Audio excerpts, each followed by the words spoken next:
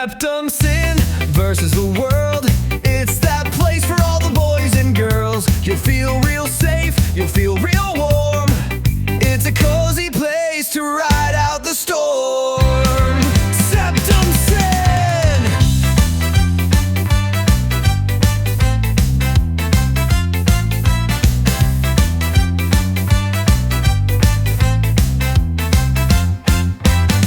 SeptumSin and his best boy Jake see the trends that scare us every day. Physical media is going to the side. Doctor streaming will rule the world in time. SeptumSin! SeptumSin versus the world. It's that place for all the boys and girls. You'll feel real safe, you'll feel real warm. It's a cozy place to ride out the storm. SeptumSin!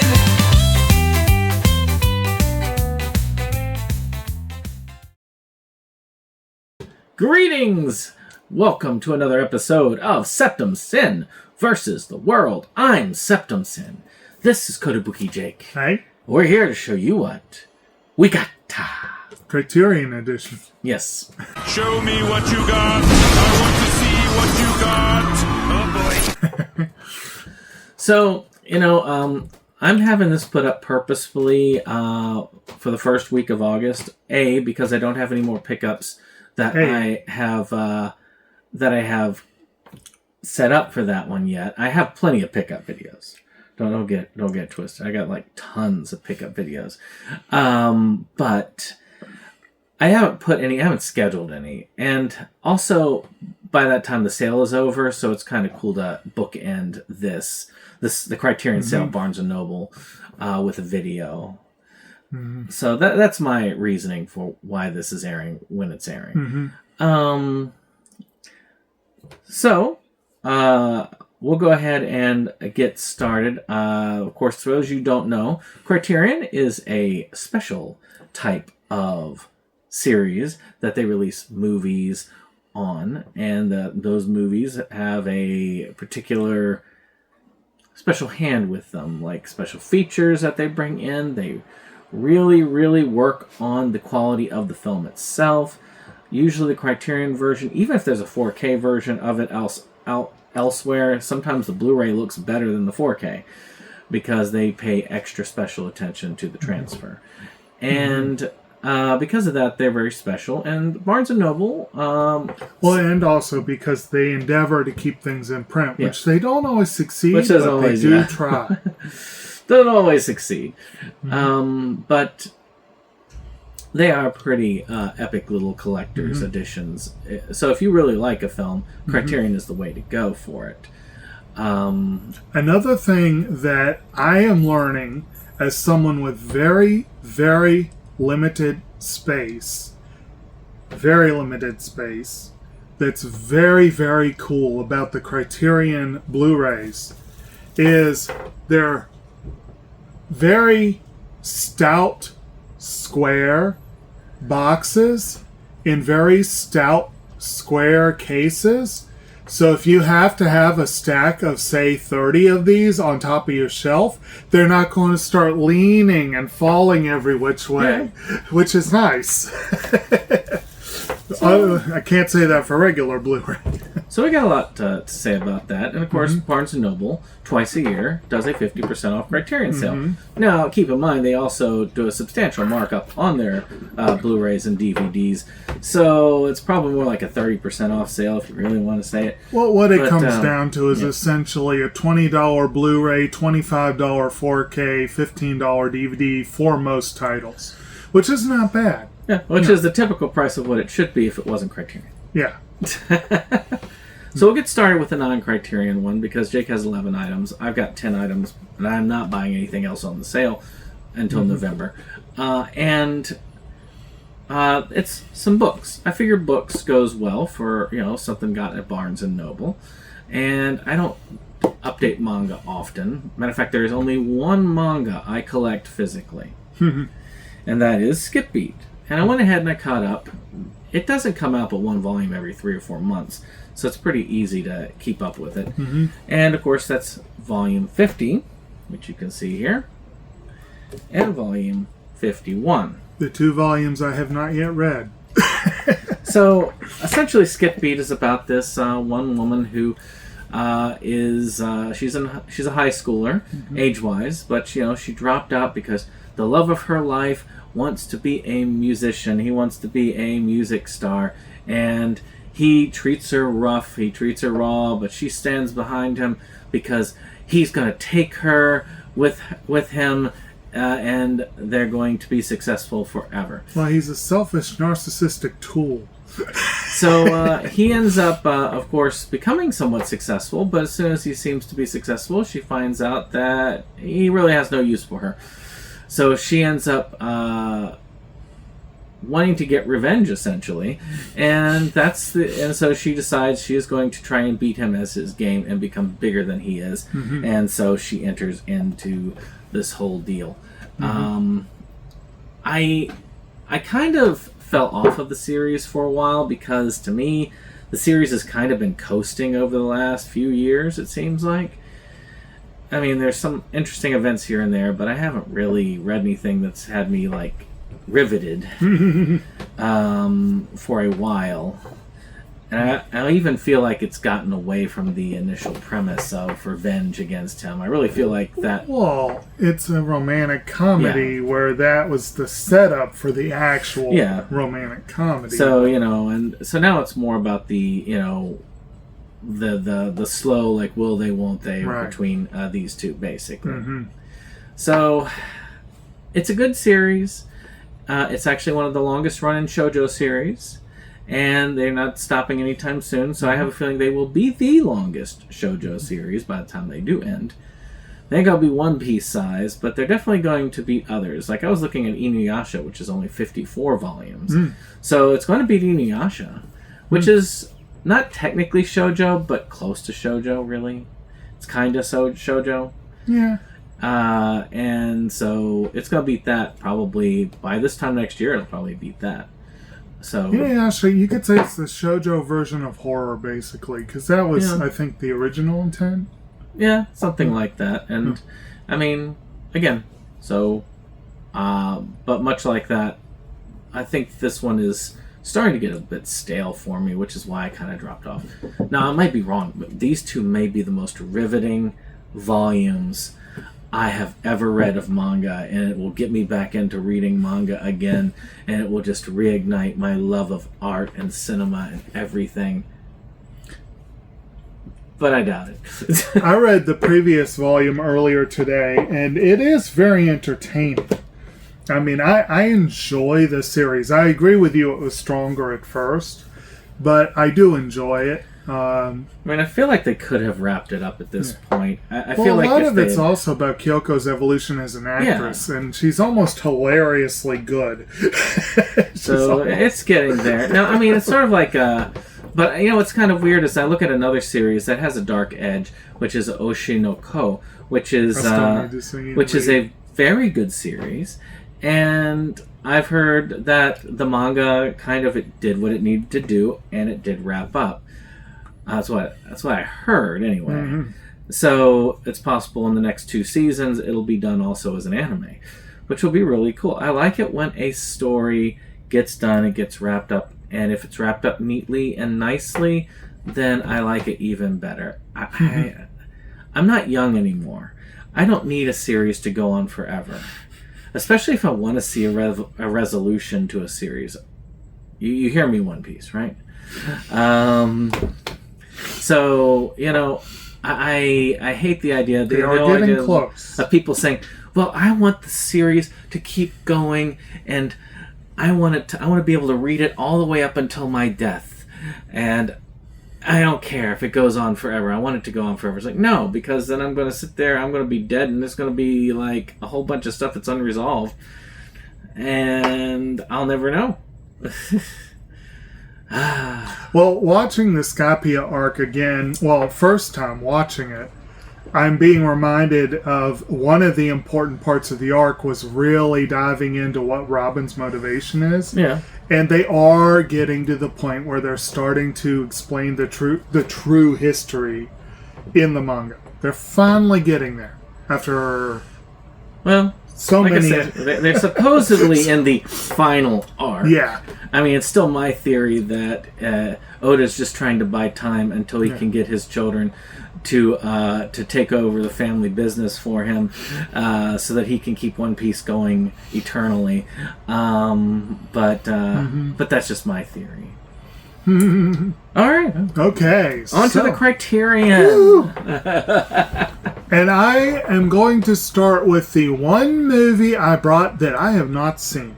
Uh-oh. I am, again, hyper-focused right now on conversions, trying to condense and reduce the size of my collection largely by getting stuff converted to Blu-ray and also, but of course also going from basic editions to Criterion is a nice conversion as well.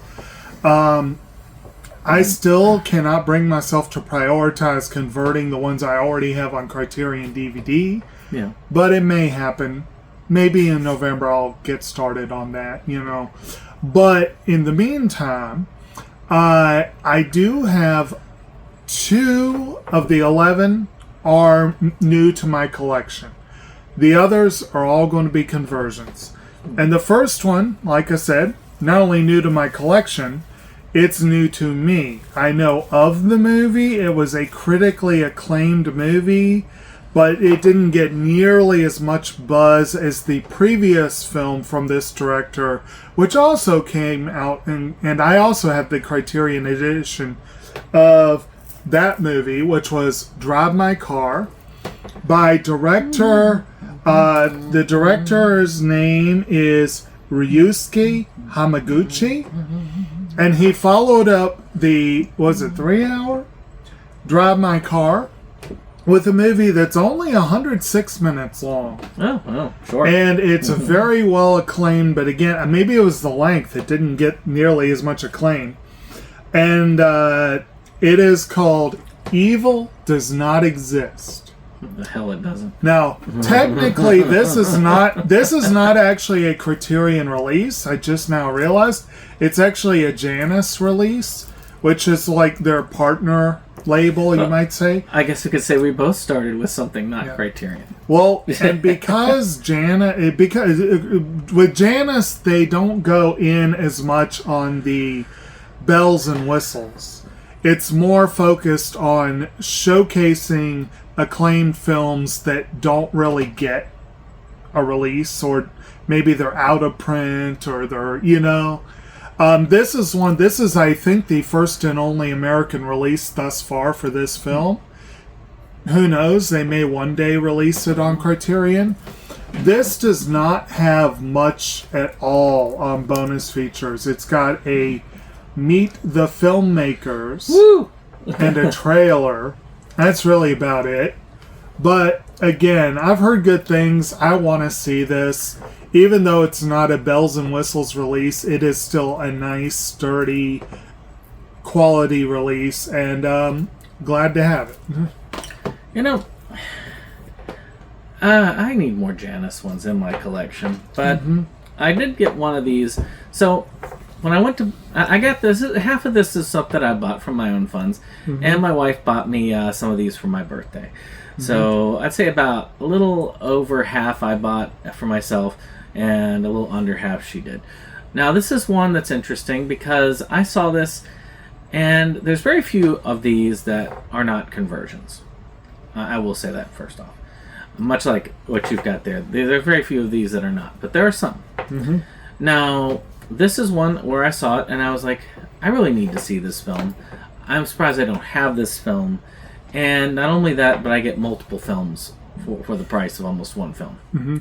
And that is, okay, let's go. The John Singleton's Hood Trilogy. Now, I thought I actually had Boys in the Hood on Criterion, but I was thinking of a different one that was on Criterion, and I can't think of the name of it, but got one of the first 4Ks actually. Was it Menace to Society? Menace to Society. Yeah. And so it's kind of really cool to see these. I've never seen Boys in the Hood, but I've heard it's one that's a necessity. Yeah, so it's there. But it also has the other two movies in the sort of that Hood trilogy, Poetic Justice and Baby Boy. So that's 3. It's technically a little box set of their own. And that's not bad. For basically about $50, you get three really good films with really amazing transfers on 3 individual Blu-rays, all with a decent number of special features. I think that you get a lot of good from that. Okay. So, I think that's actually pretty cool. All right. So. Yeah, I need to consider that collection myself. I need to see Boys in the Hood at least. Yes. One day. Yes. One day. All right. My next one is the first of the conversions. It's an old school screwball comedy from, I want to say the 40s. I'll double check here in a minute. Very highly acclaimed film from within that genre. And that is the Katharine Hepburn and Cary Grant starring Bringing Up Baby, which is 1938, even older than I was thinking. Basically, a hapless paleontologist, Grant, finds himself entangled with a dizzy heiress, Hepburn, as the manic misadventures pile up. A missing dinosaur bone, a leopard on the loose, and plenty of gender-bending mayhem among them, etc., etc. This one does have bonus features, a lot of bonus features. This is a pretty nice addition. It's a fun movie. It's a Howard Hawks film. I've seen it, I think, once, maybe twice. I look forward to seeing it again, but this is absolutely worth an upgrade. Well, now, this time for Criterion, I think every time that a Criterion sale comes out, there's something that I'm hunting. There were a couple of these that I was saying, I'm going to go ahead and I'm going to convert these on this one. Like I know in November, I may only get one item. And the only reason why in November it's going to be one item is because it's expensive. Yeah, I know which one you mean. Yes. I'll be getting it too. So there may not be a large Criterion pickup. Well, there will be, but it will be one item. What's odd is some of the things that they did leave out of that, but I still have those movies. So hey, no, I looked. They've got them all. They do? They do have them all. Okay. I don't know why they didn't put it all front and center. But, okay, so they do include those too. Okay, good. Even Spartacus? Oh, wow. Yeah. Well, I guess Kubrick himself isn't alive to say, no, it can't go on there. Yeah. Okay, so, but this is one of the ones that I definitely went for. Because this one has been on Criterion for ages. And I've had the bare bones DVD of this for a long time. And I think the reason why I never converted is that I really don't care as much for the film. But I need to rewatch it. Because I haven't watched it in many years. When I say many years, it's been double digits. And that is the Johnny Depp film, Fear and Loathing in Las Vegas. Like I say, this has been out, not in Blu-ray, of course, but it has been out in this basic version with this cover for a long time. I have the DVD edition. I think of that edition. And but I've had the bare bones DVD edition for a long time, so I've needed to upgrade it. It is an important film. It's one that I need to rewatch. I was probably not in the right mindset when it was there. This one did have it loose, which is why I ended up putting it back in, but no scratches, which is good. But most Blu-rays are pretty good about that. So, but otherwise, I mean, it's a classic. I mean, you know well, maybe you don't know the story. It's about like basically this journalist going a drug trip to Vegas. Essentially, that's the short of it. And they definitely show that off. It's very weird. Very weird. Matter of fact, Bill Murray also played the same role as Johnny Depp in Where the Buffalo Room. I think that's right. Is that right? Yeah. So Still need to see that I need to one. see that one. I want to watch them back to back. So when I watch this again, I'll probably watch Where the Buffalo Room just to see how their takes match up. Notably, I don't think you mentioned Terry Gilliam film. Excellent. That's another Based reason. on the Hunter Thompson. And Hunter Thompson does have a cameo. And I have pretty much any of the Terry Gilliam films that released on Arrow and Criterion. I have them all now on Criterion or Arrow that are released on those. And this movie, of course, has the most memeable moment in any Terry Gilliam film. We can't stop here. It's backcountry. It has surprised me that the film that was Heath Ledger's last film has not gone to Criterion or That Arrow is yet. surprising. There are a few Gilliam films that should be in Criterion. Tideland is on Arrow, Tideland. at least. But, And they also have 12 Monkeys. yes. But yeah, I mean, I'm shocked that the Imaginarium of Dr. Parnassus is not. Yeah. It does surprise me. Or at least having, like, a Shout Factory release or something, Yeah. All right. Next up, a film that's a little more commercial than a typical Terry Gilliam film. A few of mine are going to be more commercial than Artie tonight, but that's all right, because Criterion sometimes does.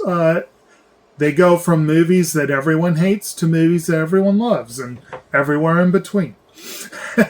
And this is one from the 1980s. I want to say 1988.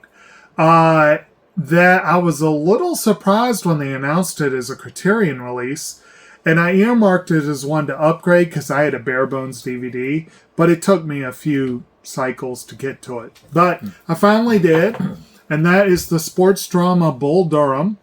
1988 release, like I said, Ron Shelton film. Starring Kevin Costner. It's one of his trio of baseball films. As well as Susan Sarandon, Tim Robbins, and Robert Wool. If I recall correctly, I think this is the film that Sarandon and Robbins met on. And of course, they became one of the more enduring power couples in Hollywood.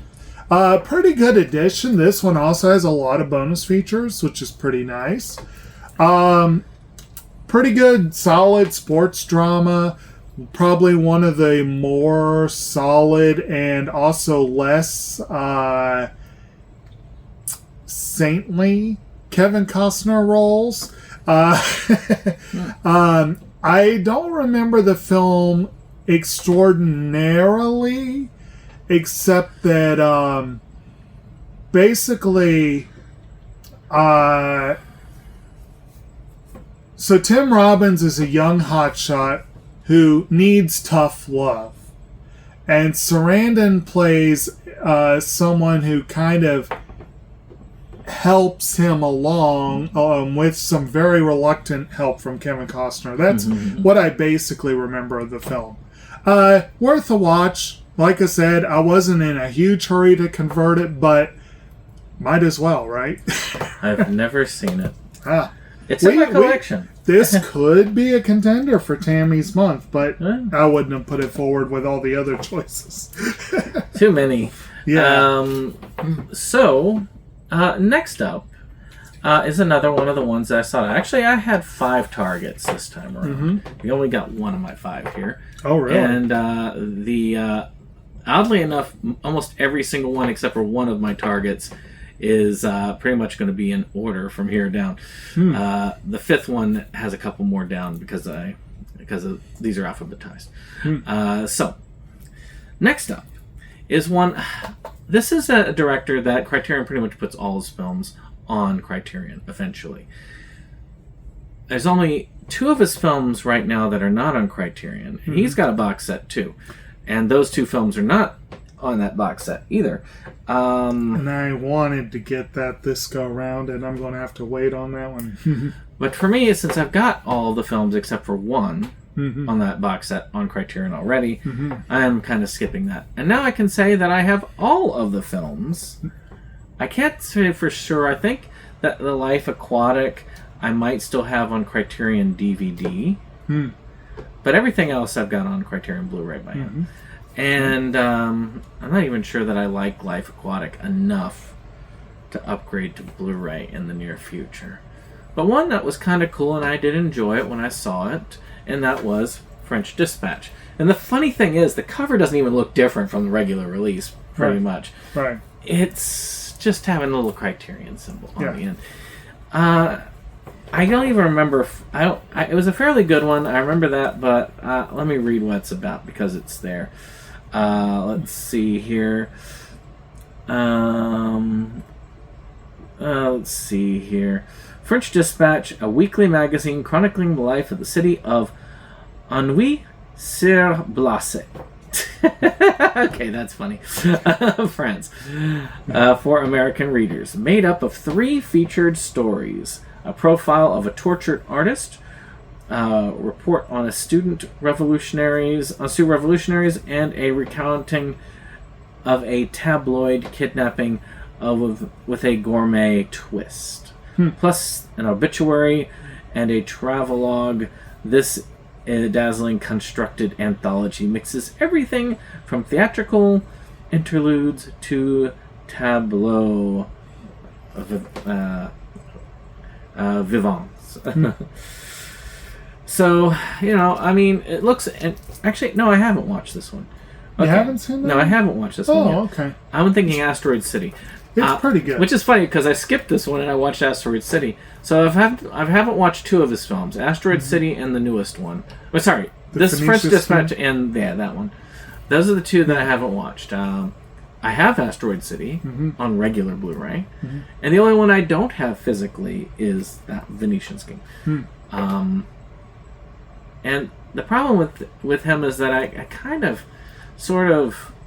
I'm always debating whether if it shows up cheaply, sometimes I'll grab it, like my copy of French Dispatch did, or Asteroid City. Both of those I got for under 10. But usually, unless it's under 10 or something like that, I'm always like, but it's gonna come out on Criterion. I'm gonna buy it again anyway. Right? Why can't I? Should just wait. I think I got the Grand Budapest Hotel because I saw it on sale on Blu-ray for like $4 or $5. And I was like, I can't. Yeah, might as well. And I haven't seen any mention of Asteroid City. You'd think that one would be announced by now. Yeah, but I'm personally shocked when they put that big set together. The Venetian Scheme, I think, hit stores like within a month after that. Yeah, I'm surprised they didn't buy And it. Asteroid City had been out for over a year, and I'm like, and I don't think they included the short films either. And it's kind of like, that's a missed opportunity there. I would like to, actually, that's another one Criterion needs to do, is the short films that he did around the pandemic. Yeah. I think that those would be a great little Criterion collection piece. Yeah. So I'm hoping that they release for that, because otherwise they're not going to get released. I was very disappointed. I went to Barnes & Noble hoping to get a visual on that collection, and they had nothing behind the counter. Like, I don't know if you saw the same thing when you were there. They had nothing, and I'm like, are they clearing out this section of the store? What's going on here? It's like, but I was hoping to get a visual on it, but I would like that set. With me personally, I do not yet have the French Dispatch or the Isle of Dogs or the 2 newest ones for the reason he said. I think I have Moonrise Kingdom and the Grand Budapest Hotel on basic Blu-ray. I have Bottle Rocket and Darjeeling Limited on basic DVD. I think I have The Life Aquatic, Royal Tenenbaums, and Rushmore on Criterion DVD. I think the only one I have on Criterion Blu-ray is Fantastic Mr. Fox. So it would be worth getting the collection, but it's... not for me. Yeah. Well, the only one I have on DVD is Life Aquatic. Okay. But it's on Criterion DVD, so I'm not in any rush to get it. So, my next one is one that I had very little priority to get. Another director that Criterion loves is Jim Jarmusch. He is very artsy, and Criterion loves that. And I do have a few of his films already on Criterion, or at least a couple of them. And I have a few of his films on other media, and I'm shocked they have not done Broken Flowers, to be honest. And I would like them to do The Dead Don't Die, but I'm not holding my breath on that. But the one that I have had a bare bones DVD for a long time, and it's been on Criterion for a little while now, and I've been, and I did not love the film, but it's worth upgrading. It's another Johnny Depp film, and that is the movie Dead Man. Yeah. Which, in addition to Depp, you've got Lance Henriksen's in there, Michael Wincott, Crispin Glover, Iggy Pop, Billy Bob Thornton, Gabriel Byrne, John Hurt, Alfred Molina, Robert Mitchum. I'd forgotten how many people were in that. That's a pretty good cast. Music by Neil Young, so that's kind of cool. I don't remember much at all about this movie, except that it's basically a Western, and it's a really weird, artsy, black and white Western. This edition does have a lot of bonus features, so it is a nice upgrade for me. It's just not a movie I'm in a hurry to watch again. But, I didn't like it, which is why I don't even know if I still have it in my collection, to tell you the truth. If I do, it's on Criterion, because I just looked back at the D's and it's not there. Okay. Because right behind me is where the Dead section is. So yeah. Well, this next one is one I technically don't own, but my wife owns. And it's one I was like saying, I should upgrade it because it does have some significance. And it's one of those kind of odd ones, but I understand. And that is the film House Party. Okay. I was like, you know what? I gotta get this. I haven't seen it since around the time it came out, actually. I remember the high top hairstyles. Yeah. And it's basically what it says it's a house party. So, this is one of those that it's a comedy. And it's a Martin Lawrence film there. So, I'm surprised that it got a Criterion release. Yeah, that's... but at the same time, I can understand it does have a lot of lore. When did that come out? 90? Yep. So that was kind of the movie put him on the map, wasn't it? Yeah. Yeah. So I'm not sure 100% as far as whether I liked it or not. I just remember more the hairstyles because, again, it's been a while since the 90s when I did watch this. But I know Kim likes the film, and this will replace a bare bones DVD of the film that Kim has. Okay. Yep. Sounds good. My next one came out around that time. I want to say a little bit later. And this is honestly one I was surprised got a Criterion release. But it's one that the critics love. And when I saw it, I was underwhelmed by it. I enjoyed it. I found it entertaining. But I was surprised by the love it gets, And that is a movie from, 1990, called The Grifters. It's Stephen Frears' film, so that might be part of it. The critics love Stephen Frears. And actually, I think this might have been the movie that put him on the map. And it's apparently it's produced by Martin Scorsese, so that's something too. But it stars John Cusack, Angelica Houston, and Annette Bening. Music by Elmer Bernstein. So the pedigree is there, no doubt about it. And it's basically... they say a dark-hearted neo-noir comes to a boil under the bright Los Angeles sun. And British director Stephen Frears' rousing adaptation of the novel by dime store bard Jim Thompson. A film that raises pulp to the realm of existential tragedy. So basically, Cusack plays Houston's son.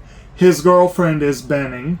And they are career swindlers circling one another in an elaborate emotional confidence game, etc., etc. It's Frears' first Hollywood film. This edition, again, a lot of bonus features here. A lot of really nice bonus features. I have seen the film once. Like I said, I enjoyed it, but I didn't quite get the hype. I look forward to seeing it again and figuring out, okay, I guess it does deserve a Criterion release. But I had a pretty basic DVD, so this is definitely a nice upgrade, if nothing else.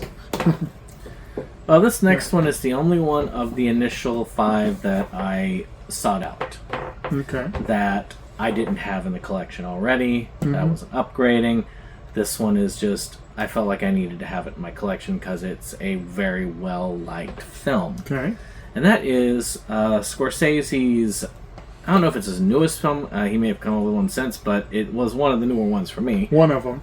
And that is Killers of the Flower Moon. I don't know why, but I always mix this up with Zack Snyder's Rebel Moon. Probably different. Because they came out reasonably around the same time, so I kind of mixed them up.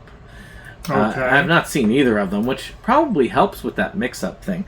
Probably, because isn't Rebel Moon like a... It's the Star Wars killer that he has. Yeah, this is nothing like Star Wars. Yeah, unless you're like a major like Snyder fanboy, you're probably not going to care for Rebel Moon. This is based on a best-selling narrative nonfiction book about the birth of the FBI.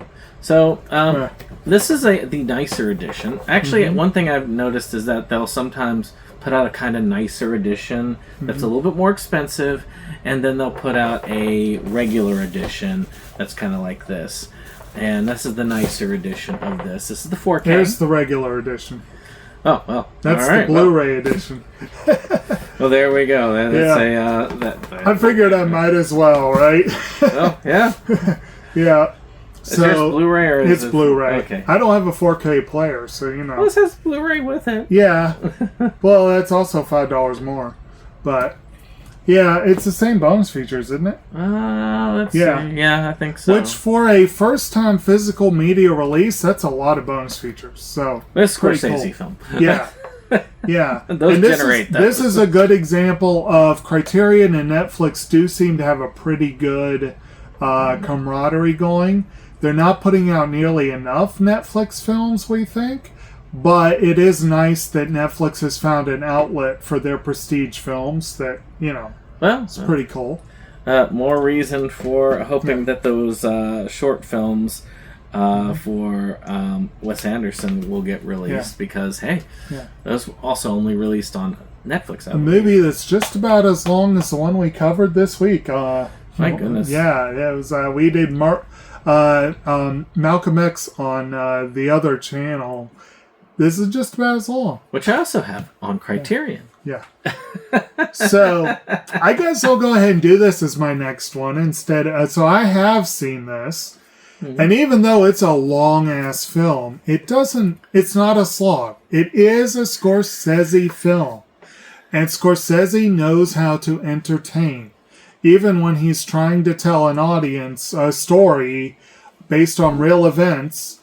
And a lot of people thought the movie was a little overlong. A lot of people thought it got a little preachy.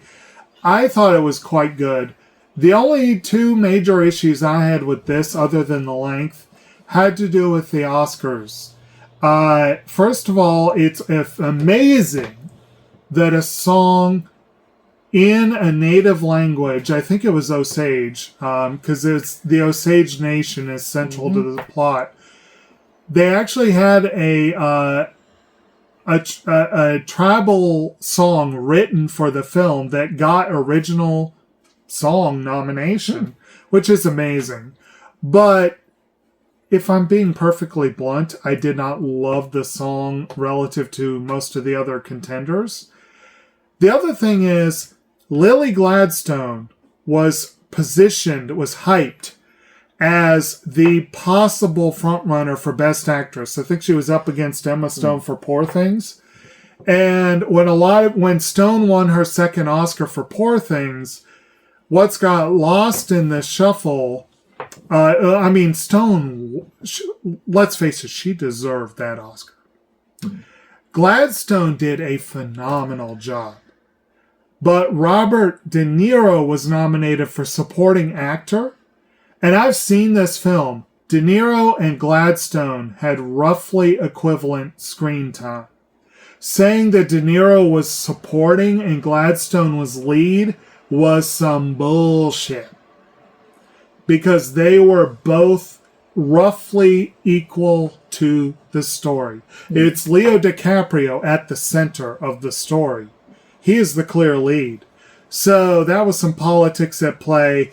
And Gladstone deserved the buzz she got, but I feel like they did her dirty by putting her in the wrong race. You know, so anyway, but good movie though, worth watching. Just plan an entire But you know, Scorsese's films can be like that. Yeah. I mean, look at the Gangland film that he did prior to The Irishman. Yeah, that one was long. Well, Netflix gives him the option to do that. But he likes to expound. He is definitely taking that and running with it. Well, my next one is an upgrade.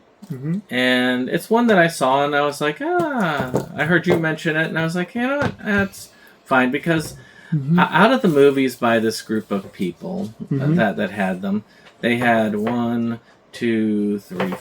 films. Only one of them is on Criterion, and 3 out of the 4 do have Blu-ray releases. And they're I think the first film that they did does not. And the Criterion release, of course, is the Monty Python film, Life of Brian, which is the 4K I got of this. Still waiting on my copy. So, you know, I am kind of sad that Holy Grail does not have a Criterion edition. They have some fancy editions. Yeah. I got a really fancy and weird one. But, you know, and I do have the other one as a pickup in the future. Not the Holy Grail, but the other one that was released on Blu-ray. But believe it or not, now for something completely different, has never had a Blu-ray release. Only the DVD release. Come on, get on that. Matter of fact, they could do a little box set, a Monty Python box set with the 4 Python films on it. I think that would be a fun box set. And Life of Brian is kind of fun. It's this sort of like biblical times deal. And for their bonus features, they could pull out 5 or 6 of the best flying circus skits and throw them in there. True enough. Well, shoot, they have now something completely different. It's already there. Yeah, that's probably true. Yeah, but I could have the live Monty Python live. Oh, which would be kind of you're cool right. To have on there. Where they have the guy walking down the audience. Albatross! Albatross! Get your albatross here! All the people trying to buy the fake albatross. Yeah, so it's kind of cool. You got a bunch of documentaries on there, and I've been meaning to upgrade this. This has a couple fun things. I mean, Always Look on the Bright Side of Life is still one of my favorite Python song skits, but it's not my favorite Python movie. That's going to always be Monty Python and the Holy Grail. But is it a good movie? Yeah, it's a good movie. It's a solid one. Out of the 4, this is probably my third favorite. With now for something completely different being at the end, and I'd say number 2 being Meaning of Life. Meaning of Life. You like that, Brian? That one? Yeah, but I like weird shit. And this one is probably the calmest of the 4. I would argue Life of Brian is by far their best movie, but they all have their moments. But I didn't seek it out. It just kind of was there at the time. It just happened to be there at the time. Like I said, I have it on order. Interesting thing, we talked at the beginning about how they tried to keep things in print. They used to have Life of Brian a long time ago. They even had a Laserdisc release, if I remember correctly. But it's been years since they've had it. So when they announced they got it back, I was like, yeah. They need to do a Woody Allen set. As much as I see, they're not afraid to release Polanski stuff. Yeah. So, you know, a Woody Allen set would make sense because you could get all 50 of his films, and you could probably put Crisis in 6 Seconds and a few of those other ones that never really got official release on there, and it would be epic. because he's already said he's not really making any more films unless things dramatically change for him, which they're not. I think it would have been the perfect time to do it. Yeah. And they used to have at least Annie Hall. They used to have as Criterion. That's another one that went out of print. I think that one was on Laserdisc too. Yeah. I guess they had a bunch of stuff in that era that they never bothered to upgrade. Yeah. Well, anyway, my next one is I like French films, pretentious boy. Actually, this one is widely considered a very entertaining film. It is French. It's very French. I have seen the film at least once. I had not only a bare bones DVD copy, but if I remember correctly, I think I bought it used, and I just did not really like my copy. So I've been wanting to upgrade it for a while. It's a film that I would wager most of the Americans who've seen it are art house fanatics, but many Americans would be familiar. Many Americans will be familiar with the remake, the Robin Williams, Nathan Lane film, The Birdcage, and that is the movie that is. Well, The Birdcage is a English translation of the actual title, La Cage aux Folles, which is from 1978. It's a film directed by, let's see, who was the director here? I forget. It's kind of hard to figure it out here. Oh, let's see. Film by Eduard Molinaro. And you've got Ugo Tognazzi and Michel Serrault.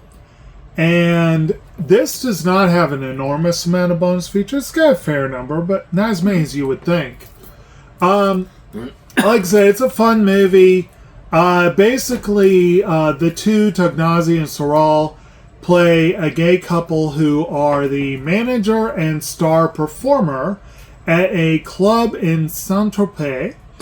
I'm probably butchering some of my French. I apologize if, But they are forced to hide their identity when Renato's son's fiancée, the ultra-conservative parents of Renato's son's fiancée come for a visit.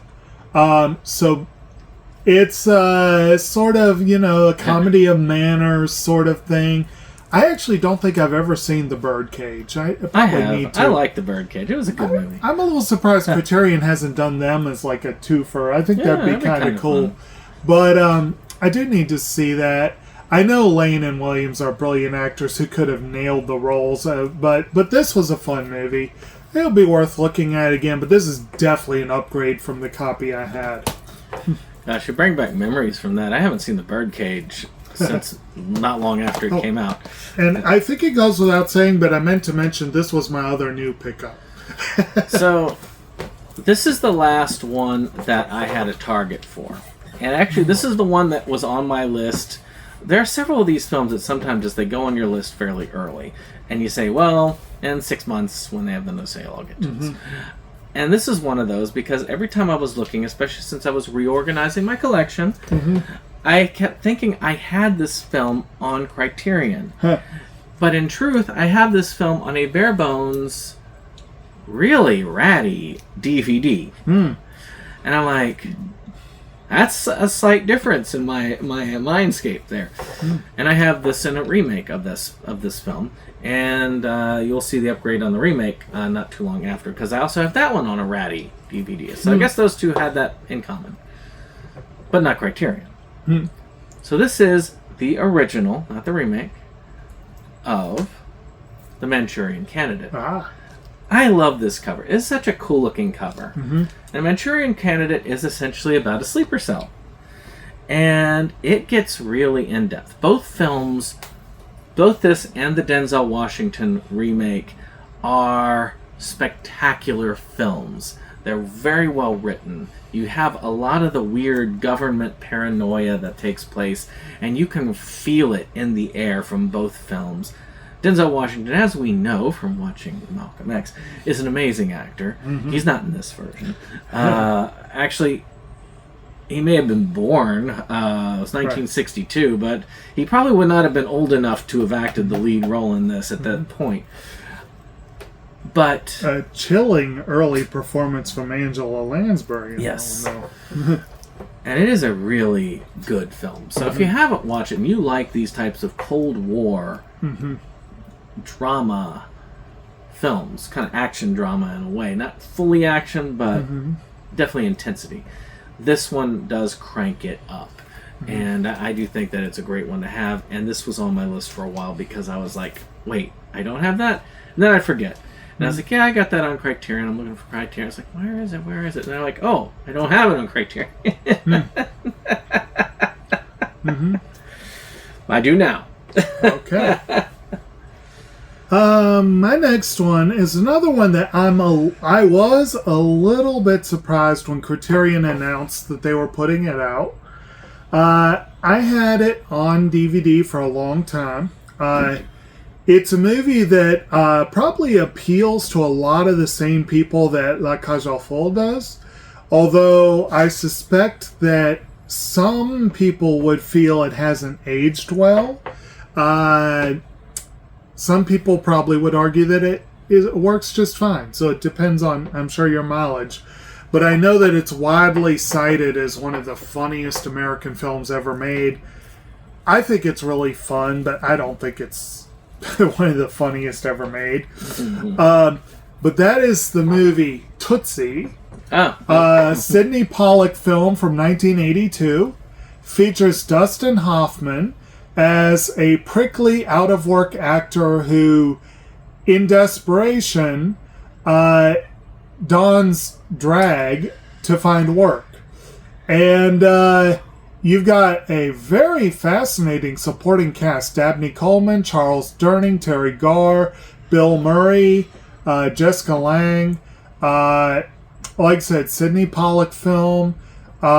Pretty solid movie. I did enjoy it. It's been a while since I've seen it. This is a pretty decent addition. It does have a good number of bonus features, including an interview with the very recently deceased Gene Shalit. Made it to 100 watching movies, which not sure how he pulled that off, but yeah, more power to him. But this would have been at the height of his influence, yeah, I sure. think. But yeah, it was, like I said, good movie. And like I said, I'm sure there's some people now that would argue that, maybe it was probably not the best idea in the world. But there are also people that will look at it and go, it's a good movie. So I'm glad to have an upgrade at any rate. It saves space, and it's a better edition than the one I had. It's a film that they wouldn't make today. Probably, yes. Especially not with someone like Dustin Hoffman. But yeah, it doesn't quite hold up in that case. Because back then, having somebody dress in drag, Some Like It Hot being another, is usually played for comedy, which... And actually, if I'm remembering correctly, AFI's list had Tootsie, the 100-year, 100 laughs. Yeah. It had Some Like It Hot in first place, and I think Tootsie was like 3 or 4 or something. It was like... And there are definitely some people who will say those films, and have said that these films are very transphobic, and it's up to, and a lot of it could be looked as like, well, they're playing a trans person for laughs, even though it's not really. It's again, cultures change. Over time. Yeah. So I still have not seen it. I have the Criterion of it. But it is interesting how things hold up and how they don't these days. So this is one that I have 2 upgrades and one non-upgrade. Okay. So I'm probably going to switch these around because my one non-upgrade is a great one to end on. Because what I usually do with my last pickup that I usually do for Criterion is I just try to find something random that looks interesting on the cover, and then add that. That's always a tradition of me going in. It's just looking around. It's like, oh, this looks kind of cool. All right, let's do that. So I'll save that for last. So this next one I picked up because, oh, you know what? Do I have this on Blu-ray? No, I don't. I have it on DVD. And it's a good film. And that is No Country for Old Men. It's a very good film. And it's one that I've said to myself, I should have it on Blu-ray at least. And since there's a Criterion of it out already, might as well get on the best version of Blu-ray. And it's one of the Coen's better films. I almost said Wayans. And we did a discussion on it in February, so check that out. Wayans is definitely fairly different than the Coen's films. Now, Marlon's been in one of their movies, but you know. But it is a good one. It is one that we did cover on Inside Movies Galore, so you should check that out. It's about this guy who ends up coming across a rather bad shootout and takes the money from the shootout, and this assassin is sent after him to recover the money. Now, it's very well done, very well acted, pretty much excellent all lines, and definitely it's a disservice to have it on DVD, so Blu-ray is a must in this regard, so that's why I have it there. And it is delightful that Criterion is finally slowly putting out Coen Brothers films. I'm genuine. If I were to lay money, the next one is going to be Barton Fink. I'm honestly surprised they have not done that, but I could be wrong. So my next one. And I will say, I was going to end with Killers of the Flower Moon. He kind of goofed that. But there are 3. So far, these are all movies. Like I said, 2 new ones. All these are ones that were welcome upgrades. The last 3 are priority upgrades. These were all ones that I had on DVD that are phenomenal or really good movies that I really, really, really loved. And the one I'm going to end with is not my favorite of the 3, but I have a reason why I want to go with that. But the next one is one that I wonder if it'll be like Tootsie and maybe not hold up as well on viewing. Because, okay, so the next one, when it came out, I freaking loved it. When it came out, I was a huge booster for this movie. I thought it was one of the best things I'd seen. Since then, I've had first-hand experience with things in this film that I had not experienced at the time. Or maybe not first-hand, but like, close. And so I have a whole new appreciation for the story. I'd be very curious to see how it hits me this time around. And it's one that I'm shocked I have not upgraded before, because Criterion has had this one in the collection for a long freaking time.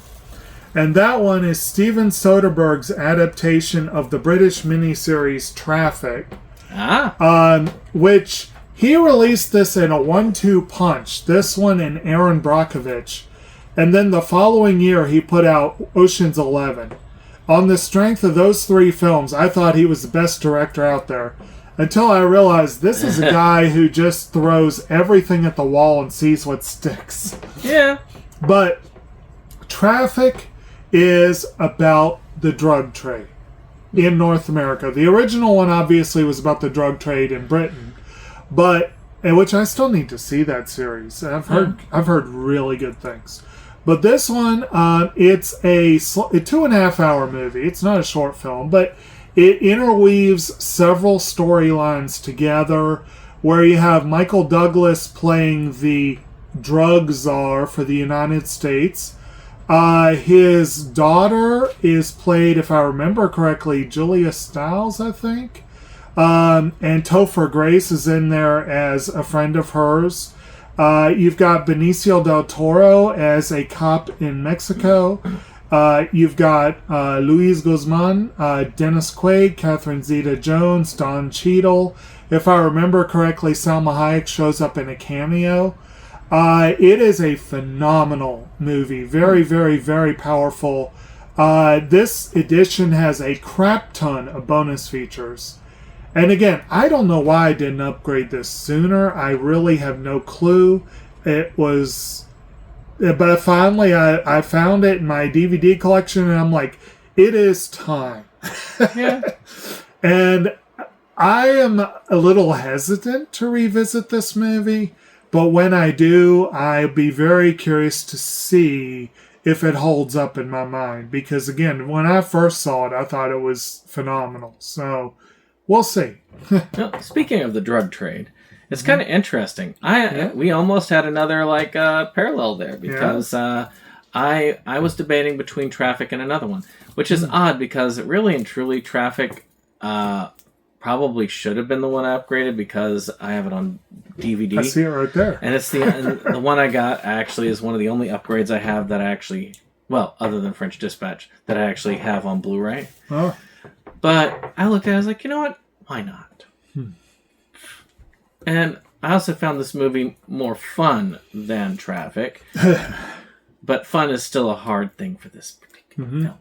And that is the movie Train Spotting. Which I do have it on 4K. Nice. So technically it did get an upgrade visually. I had debated that because, I've got Train Spotting on Blu-ray. Whenever I have something on Blu-ray, I'm still... I see that over there, too. And I recently upgraded another film in that series, but which we'll talk about in some time as we slowly go through these 10 pickups at a time. It's definitely got a lot of drug use, heroin in it. It's a heist movie essentially at its base, but it is a very kind of depressing heist movie with some comedic moments in it. It's been a while since I've seen it. I did watch the sequel recently, which is kind of like, hey, the boys are back in town, and they're gonna do one more job. Or not. And that's essentially this whole thing. I don't know. That's a good movie. Also worth noting, the movie that put Danny Boyle on the map, as well as Ewan McGregor, and you got a really fun... I don't know if you planned it this way. Both of these movies, if you can believe it, star Kelly MacDonald. I mean, it is kind of cool when you see these... when you see his characters and a lot of them coming back for the sequel. So, I mean, that's kind of cool. I think that's why I got this, was that it was on, the movie was on my mind at the time. Good times. I kind of like it sometimes when they do like the movie like in a different layout. Good times. I'm surprised there aren't more Danny Boyle films in the Criterion collection. Sure. You would think there would be. For me, 2 more left for you. Yep. Oh my, we're getting down to it. My next one may be my highest rated movie of the night. I absolutely, it's a phenomenal film. It was one of my dad's favorites, if I'm remembering correctly. He's the one that introduced me to it, and I do believe he held it up as one of his very favorites. And it's a my dad wasn't into quite as weird a shit as your dad was. But this is a film by Hal Ashby from 1979, and it is the Peter Sellers starring film Being There. Great film. Which basically is about Chance the gardener, who works in D.C., where he is taken under the wing of a tycoon who's played by Melvin Douglas. Shirley MacLaine is in there as well. And he basically becomes this weird sort of font of wisdom that everyone admires. And it's a really odd movie, but a really good one. Yeah. And I really enjoy it. Decent number of bonus features. But even if there weren't, if I'm not mistaken, I had a freaking flipper copy of this. So this absolutely needed an upgrade. And I don't know why it took me as long as it did to upgrade, because I think this has been on Criterion for a little while. But I finally was like, I need to upgrade this movie. And it is overdue. It is vastly overdue. I do look forward to seeing this one again. You know what's odd is, when you talk about that, it's actually one of the films that Your father and mine had in common as favorite. Oh. Another one that's an odd one that they had in common was King of Hearts. Yeah. Which is kind of so there's an odd parallels there. I'm not even sure how I feel about King of Hearts, to tell you the truth. But as far as being there, though, I do feel like it's an excellent film, and I upgraded to Blu-ray. I mean, not just Blu-ray, to Criterion as soon as it released. That was how much I liked the film. So my last one is that oddball. That is, this looks interesting. Let's see what it is. And there are plenty, by the way, of Criterion releases that people have never heard of, unless you're him. And some that I've never heard of. And a lot of these tend to be oddballs, too. But you may have heard this one. I don't know. This is a film called Real Life. Okay. I like this particular picture there of the guy over here. Right. It is a comedy. And so this is before the Truman Show, but this is very similar to the Truman Show. 1979, so when I was born. Decades before reality television reigned supreme, there was Albert Brooks's debut feature, Real Life. A brilliantly deadpan, stylistic, innovative satire about the perils and pitfalls of trying to capture the truth on film. The writer-director plays Albert Brooks, a narcissistic Hollywood filmmaker who plans to spend the year in Phoenix embedded with Warren and Jeanette Yeager, played by Charles Grodin and Francis Lee McCain, and their two children, deploying an arsenal of cutting-edge equipment, including the over-the-head Etenor 226XL camera, to capture an American family's ordinary day-to-day. So it's kind of cool. I like this. I love the cover. You said that's from 79? Yep. So that's twice we've done movies from the same year, back to back.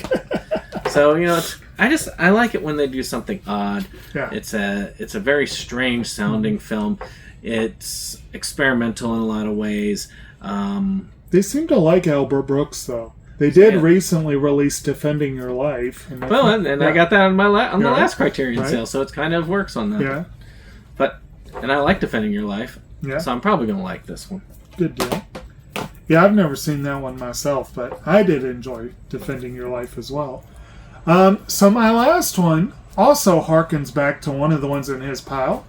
As I mentioned, Criterion has begun, slowly but surely, adding the Coen Brothers films to their collection. For the longest time, they had Inside Llewyn Davis. Then they got Blood Simple. And then they kind of started doing about one a year. I think it was Miller's Crossing, and then No Country for Old Men. I feel like I'm missing one. But then the most recent one, which came out last February, I finally picked up. This is not my favorite Coen Brothers film. Honestly, I put this about the middle of their listings. But it is a good film that I am very happy to have upgraded from my bare bones DVD edition. And that is the 2001 release starring Billy Bob Thornton, The Man Who Wasn't There. Ah, yes. Which featured, in addition to Thornton, a good one. Michael Badalucco was in there, Richard Jenkins, Scarlett Johansson, John Polito, Joni Shalhoub, and the late James Gandolfini, and Frances McDormand as well. Odd film. It's basically a film noir, but with their usual oddball sensibilities, where Thornton is in a very unhappy very unhappy marriage with his wife. He's inside the wife. This is serial killer drama. So Francis McDormand is cheating on him with his boss, who's played by James Gandolfini. Thornton hires a black private eye played by Polito. He falls in with a young piano player played by Scarlett Johansson, and I think Jenkins plays her father. And there's aliens in there at one point. Aliens. It's an odd movie. It's in black and white. Gorgeous black and white cinematography from Roger Deakins. Pretty decent amount of bonus features on here. Very nice edition. Like I said, I had a pretty basic DVD edition. I'm very eagerly awaiting which film they'll put out next. And like I said, my money's on Barton Fink. But I could see A Serious Man, your favorite, being a possibility. I'm still waiting for them to do my favorite, Oh Brother, Where Art Thou? That needs to get... That does. I don't think that even has a Blu-ray release, does it? I think it does, but it doesn't have a good one, you know? It's like, I have a basic DVD edition of Oh Brother. I recently upgraded, as you know, well, no, you probably don't know because you probably haven't aired the video yet. I did recently upgrade A Serious Man, Burn After Reading, and Big Lebowski, but any one of them, I would pick up the Criterion in a heartbeat. Yeah. Especially the Big Lebowski.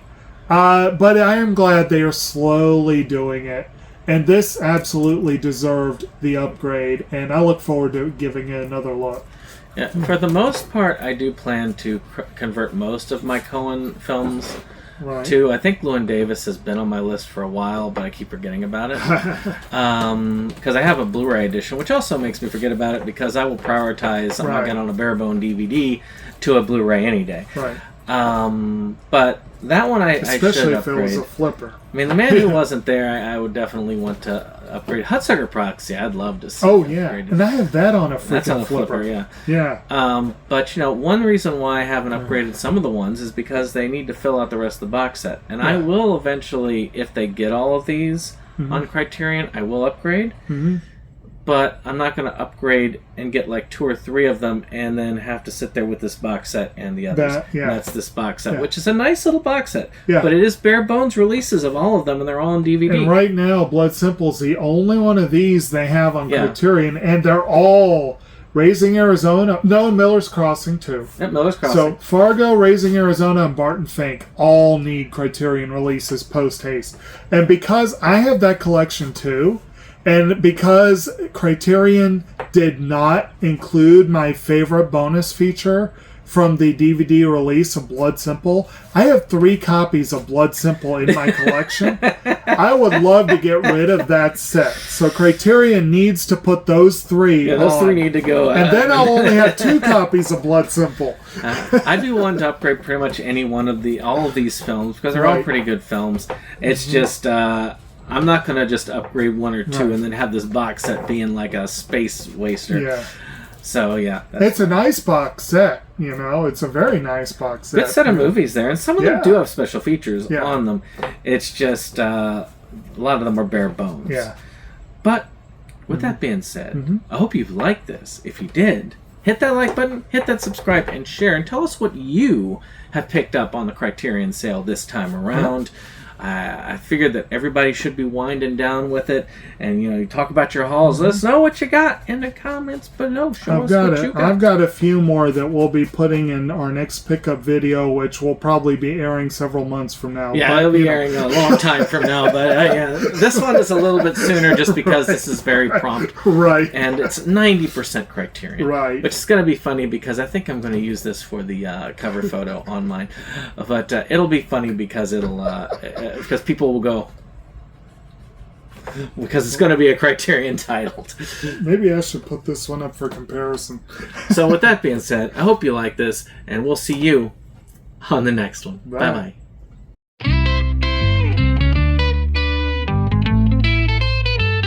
SeptumSin versus the world. It's that place for all the boys and girls. You'll feel real safe, you'll feel real warm. It's a cozy place to ride out the storm. SeptumSin.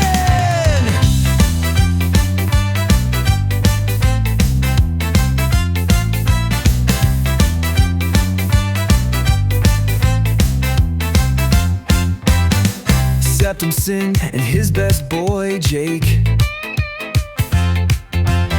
See the trends that scare us every day. Physical media is going to the side. Doctor streaming will rule the world in time. SeptumSin versus the world. It's that place for all the boys and girls. You'll feel real safe, you'll feel real warm. It's a cozy place to ride out the storm.